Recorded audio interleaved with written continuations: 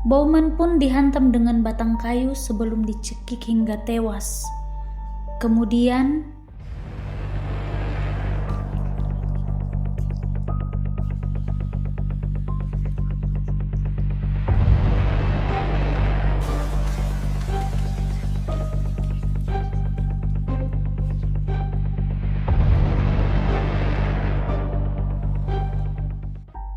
Katie Kleiner Rubin lahir di Miami, Florida.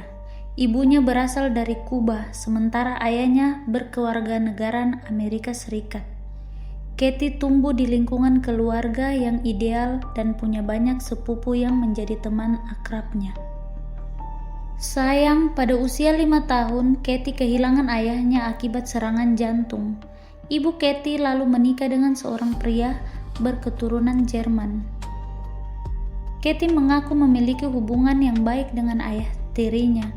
Dia adalah ayah terbaik yang pernah ada, dan aku bahkan memanggilnya ayah dan bukan ayah tiri, kata Katie. Ibu Katie berpengaruh besar terhadap Katie.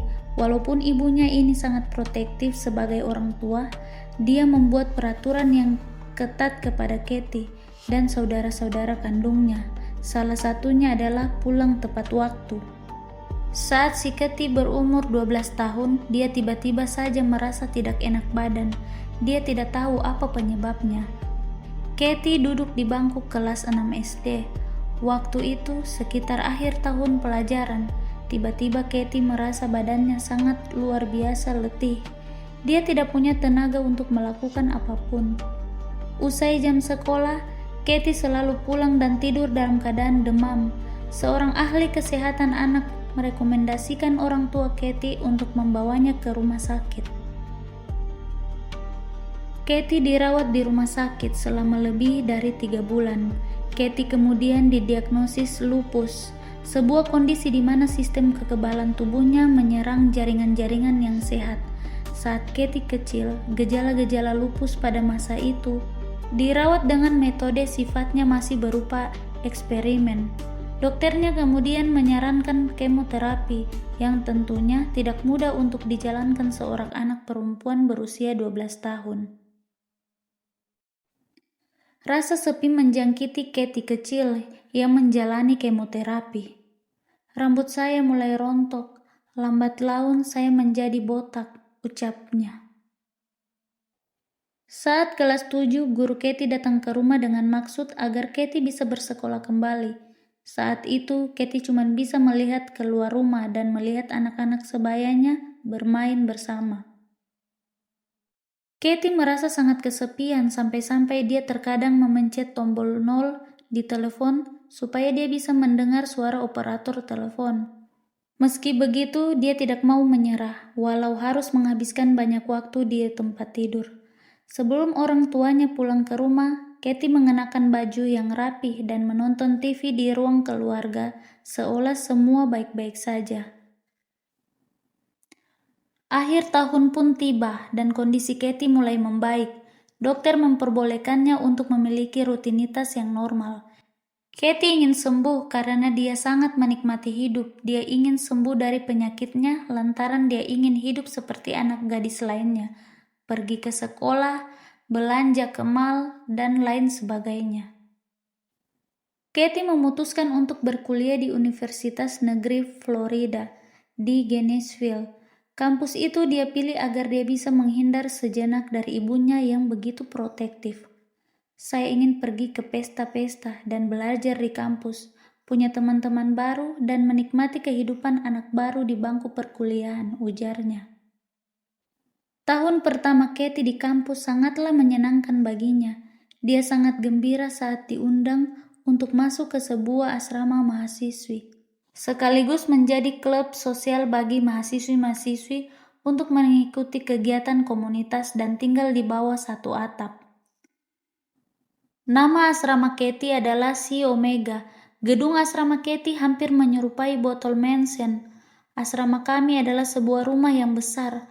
Ada ruang makan yang besar, ruang tamu yang formal, dan ruang rekreasi yang luas, dan dilengkapi dengan sofa besar dan televisi. Itu kata si Katie.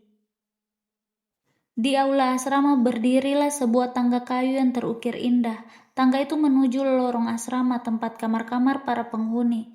Jendela di kamar tidur Katie dan teman sekamarnya menghadap ke arah parkir.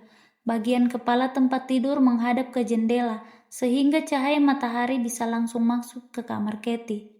Cahaya sinar matahari begitu indah saat menembus jendela kami. Kami pun memutuskan untuk membiarkan tirai jendela terbuka, supaya kamar kami senantiasa bercahaya. Keesokan harinya, Florida dibuat geger oleh berbagai kasus pembunuhan terhadap perempuan di beberapa negara bagian terutama di pantai bagian barat. Para korban meregang nyawa di tangan seorang pembunuh berantai dikenal sebagai Ted Bundy. Semua ini terjadi sangat jauh dari nuansa damai dan penuh keceriaan yang Katie rasakan di Florida, dan dia tidak tahu apa yang terjadi di belahan lain Amerika Serikat atau siapa itu Ted Bundy. Hingga tibalah malam hari, tanggal 14 Januari 1978, Katie menghadiri pesta pernikahan salah seorang kenalannya. Setelah resepsi selesai, Katie ingat ada ujian kalkulus pada Senin. Dia pun kembali ke kamar asramanya. Katie melihat teman asramanya sedang belajar. Sekitar 11.30 malam, tiba-tiba seseorang memasuki aula dengan mendobrak pintu dan menaiki tangga. Dengan membawa sebatang kayu, orang ini mulai mendatangi satu persatu kamar-kamar tidur yang ada di asrama.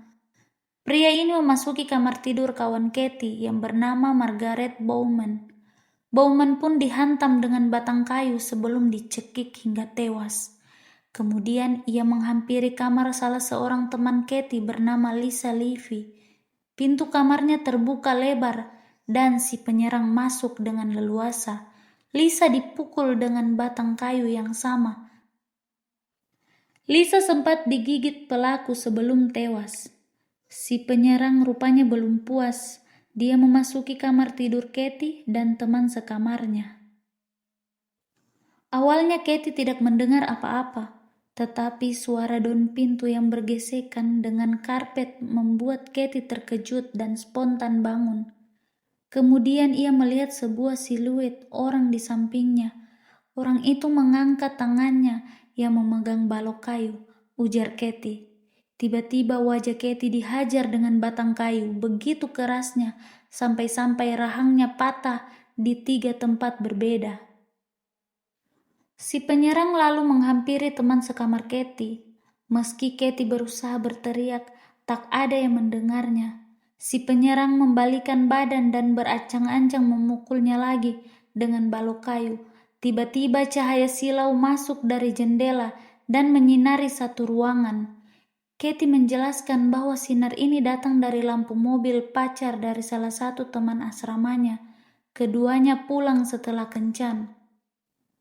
Si penyerang sempat ragu sejenak sebelum akhirnya kabur dari kamar, menuruni tangga dan lari keluar dari pintu depan. Rekan Katie yang baru pulang kencan sempat melihat sosok pelaku saat ia kabur. Katie berhasil beranjak dari kamarnya untuk meminta pertolongan, sekalipun menahan rasa sakit yang luar biasa. Rasanya wajah ini dihujani tusukan belati dan pisau. Saya harus menopang dagu saya, kata Katie. Teman-teman Katie melihat darah mengucur dari wajah Katie dan mereka pun menelpon layanan darurat. Mereka memboyong saya turun dengan tandu, menuruni tangga kayu, ujar Katie. Batinnya sangat mengawang ke masa lalu. Saya melihat lampu dari mobil polisi, juga lampu merah dari pemadam kebakaran, lampu merah dan putih dari ambulans, dan suara-suara dari sambungan radio polisi. Rasanya seperti ada karnaval. Tim pertolongan berhasil memberikan perban untuk luka Katie. Dia pun dibawa ke ruang operasi untuk mengoreksi letak rahangnya. Katie harus menghabiskan 6 pekan di rumah sakit dengan kondisi mulut tertutup. Dia harus makan makanan cair menggunakan sedotan. Katie bertekad untuk pulih secara fisik maupun psikis, sekalipun luka-luka yang dialaminya amatlah berat. Pada bulan Juli 1979, Katie harus berhadapan dengan penyerangnya dalam ruangan persidangan.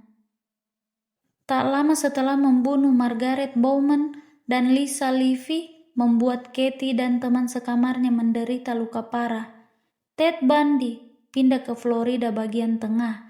Di sana, dia menculik dan membunuh Kimberly Leach, seorang anak sekolah berusia 12 tahun. Sekitar 1 atau 2 bulan kemudian, aparat akhirnya berhasil menangkap Bundy. Dari bangku saksi, Katie mengisahkan serangan Bundy di asrama. Dia mengamati Bundy duduk di meja di hadapannya dengan tampak seolah-olah dia bisa lolos dari jeratan hukum.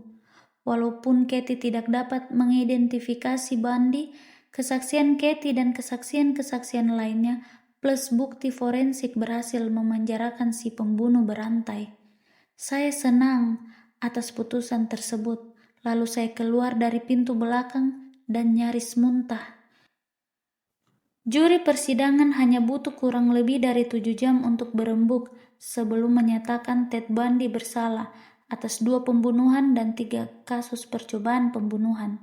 Ted Bundy juga disidang dan dinyatakan bersalah untuk kasus-kasus kejahatan lainnya. Butuh waktu hampir 10 tahun sebelum hukuman mati Ted Bundy dijalankan. Dalam kurun waktu ini, Katie menikah, punya anak laki-laki yang dinamainya Michelle. Katie lalu bercerai dan menikah lagi dengan seorang pria bernama Scott. Ted Bundy meregang nyawa setelah dihukum mati dengan kursi listrik di Florida pada Januari 1989.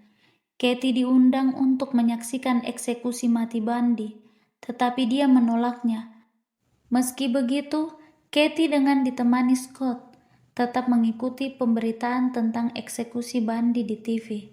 Saya tidak percaya ini terjadi sampai saya melihat mobil jenazah berwarna putih melewati penjara, ujar Katie. Saya mulai menangis.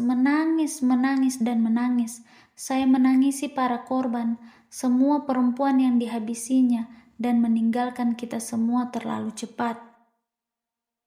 Sejak itu, Ted Bundy seolah menjadi tokoh kultus. Dia diabadikan lewat buku-buku dokumenter dan bahkan film. Kisah Katie bukan cuma tentang kejahatan atau nama besar seorang pembunuh berantai. Ini adalah cerita tentang seorang perempuan biasa yang sejak kecil sudah dipaksa berhadapan dengan hal-hal yang seharusnya tidak dialami siapapun. Kehilangan, penyakit, kesepian, dan kekerasan. Berkali-kali hidupnya seolah direnggut, tapi berkali-kali pula dia memilih untuk bertahan. Sampai jumpa di kisah-kisah berikutnya.